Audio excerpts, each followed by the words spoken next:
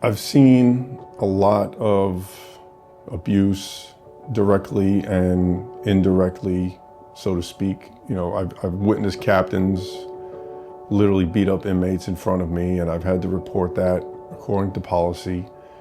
And, the department's big on saying that, we have to report abuse.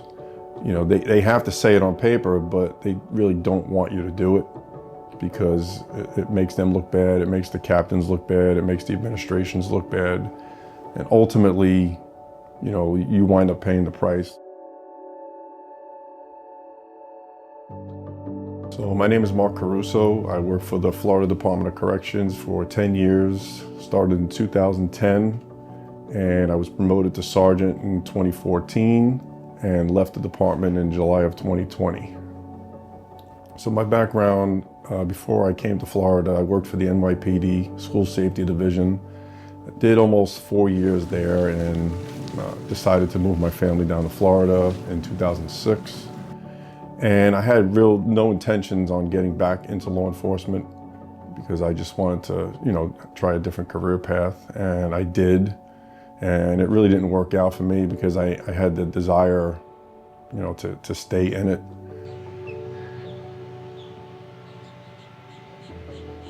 I've had many inmates, come to me with abuse that they went through, and I've told them, do you want to write a witness statement? And sometimes they do, and sometimes they don't. And the ones that do, I document it and I send it to the captains through email, because during the years I've learned that if you just hand them a paper, it winds up in the trash. Once I started emailing, reports, they didn't like it at all.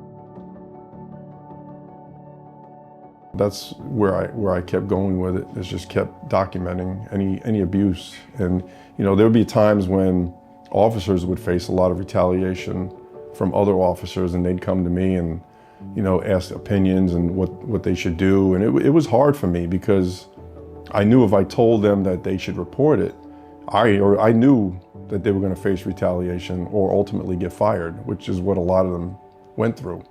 The things that I've reported officially on, in reports, I've either faced, faced times where officers would call me a snitch, or they blackball me from certain areas of the prison that, I couldn't work at. The blue wall means that they look after each other no matter what, because in a lot of the mentality that they have, it's us against them. And a lot of times that is true. There are a lot of bad inmates, and they need to be, held accountable to their actions, which they do. But then you have a lot that are not as bad as a lot of people say they are. But the problem with a lot of the bad officers is they make it more than it should be.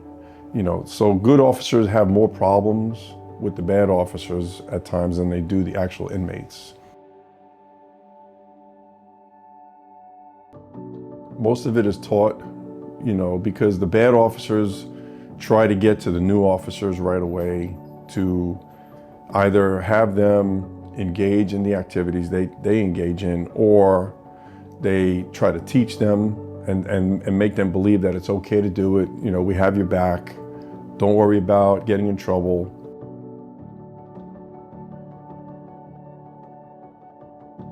Well, the culture is a huge thing, and what it is the good old boy system. And it's been rampant for years, probably generations, I would say, way longer than I've been there. And they pretty much get to do whatever they want. They get promoted up through the ranks because they were an officer at first, and then they make it all the way up to warden, regional director, and even the secretary right now. He's been with the department almost 30 years. He started as an officer. So you see a lot of things through the years. A lot of times they engage in that activity, and a lot of times they don't. So if you have someone who is used to that culture and promotes it and allows it to happen, he's going to allow that whole department to operate the same way. Well, the first thing the department needs to do, and I would say it has to start with the governor, is they need a whole new leadership from the top down. You know, the officers are tired, they're burnt out. You know, they know that we need new leadership.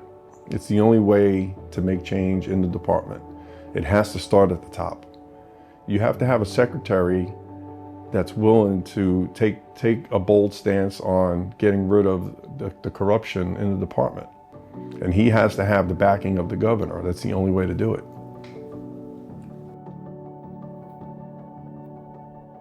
My story is important for many reasons. And the biggest thing for me is that it shows the officers out there that there's hope, you know, that there is a chance for change.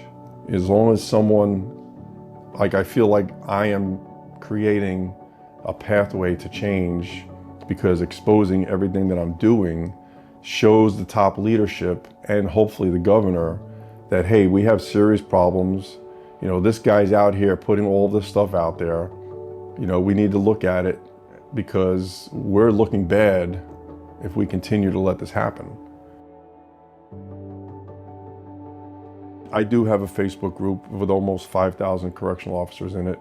And I believe it's a group that's very positive in a way that gives the officers, you know, room to talk about things, vent when they have problems, ask for help. I keep going because there's good officers out there that really need help and they're not getting the help. You know, they want to do the job according to policy and procedure. They're not there to abuse inmates. They're not there to bring in contraband. They just want to do their job and go home and be with their families, but they can't do that.